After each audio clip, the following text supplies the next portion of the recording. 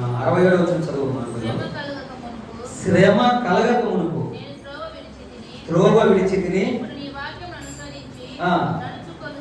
చాలండి, దేవుడి మాట అండి, నా మాట. శ్రమ రాకముందు మనం ఏం చేస్తా ఉన్నామంట? త్రోవ విడిచి తిరుగుతూ ఉన్నామంట. దేవుడు లేదు, గుడి లేదు, భక్తి లేదు, ఇంకేమీ లేదు.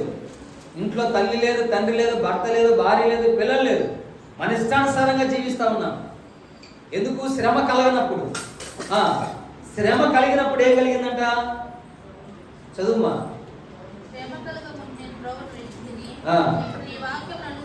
నీ వాక్యము అనుసరించి నడుచుకొనుచున్నాం.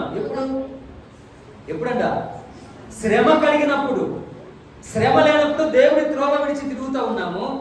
శ్రమ ఎప్పుడైతే మనకు వచ్చిందో ఇప్పుడు నీ వాక్యం అనుసరించి నడుచుకొనుచున్నాం.